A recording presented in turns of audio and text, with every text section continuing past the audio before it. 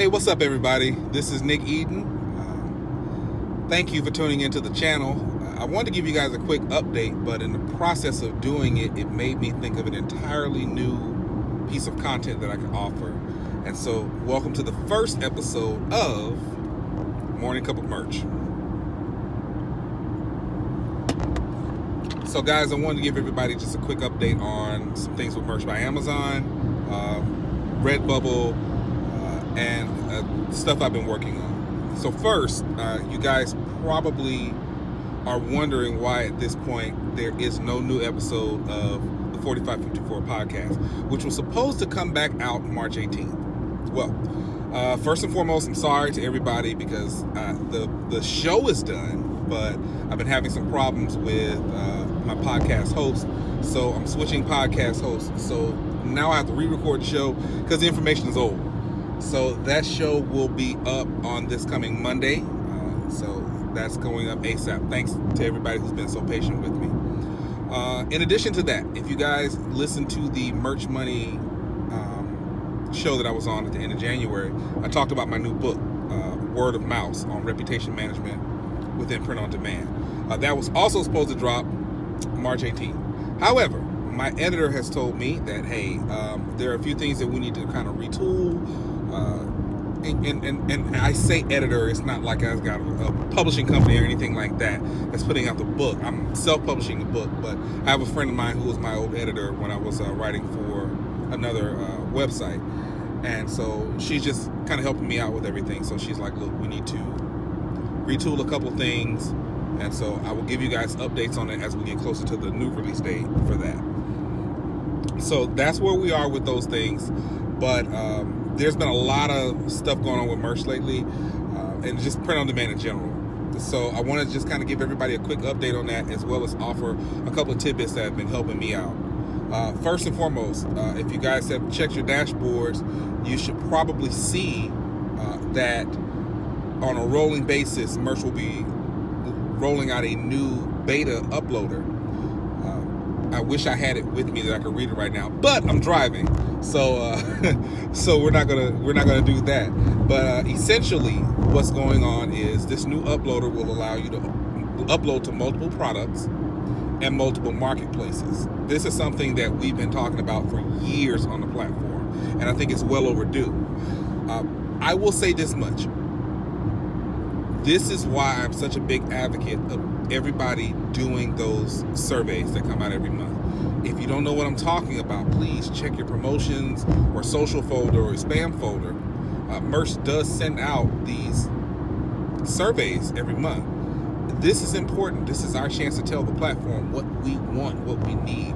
And I know for everyone, we've been talking about that probably from the beginning, that, hey, we need to have a way that we can do a one-click and upload to multiple products. So my two takeaways from this news is, one, they're listening. They're listening, they're seeing what we're saying, and they're implementing it. The second thing is that they made sure to say that multiple marketplaces. Right now, we all know everybody has the UK and Germany. That makes me think, one, they're trying to get more of an investment on the UK platform in particular.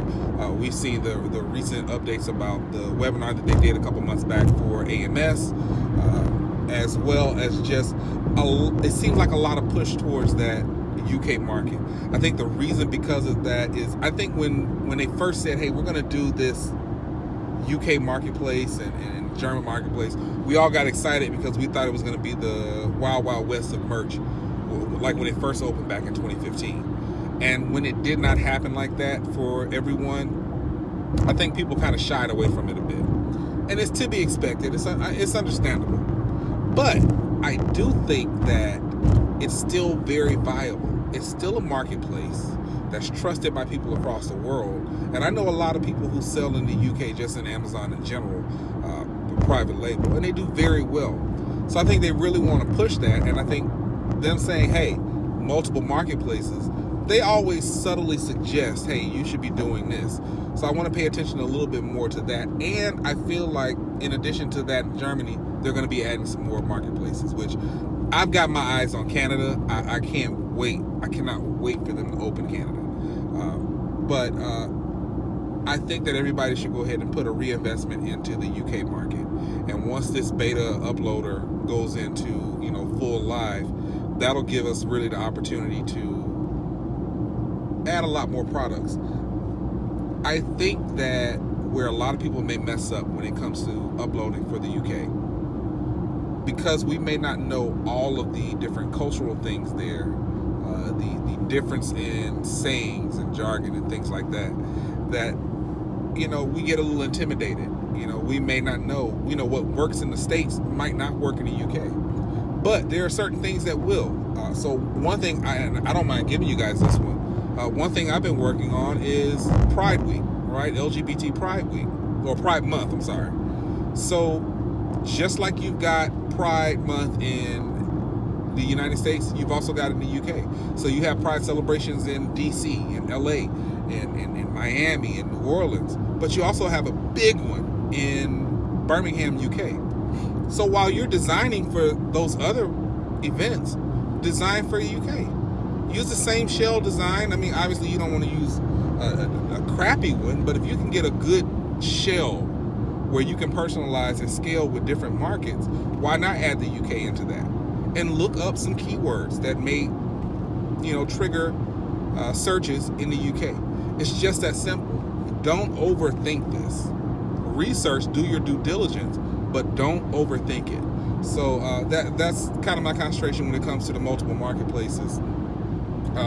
Outside of merch, man, Redbubble, and I am an advocate for Redbubble. I will say that I've fallen off in recent years in terms of my dedication to Redbubble, basically because of my concentration on other ventures as well as merch.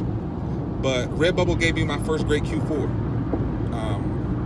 and it's still a very viable marketplace. If you've got digital assets, you've got these designs you've been doing on merch, put them on Redbubble. What's the hurry?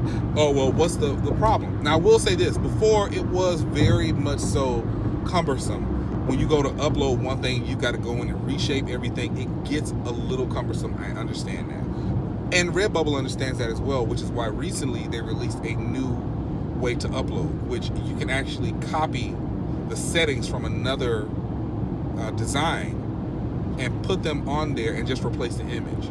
So that's made the Redbubble upload process, I recently uploaded like maybe 20 or 30 new designs up. That's made the process a lot simpler. So I tried it out.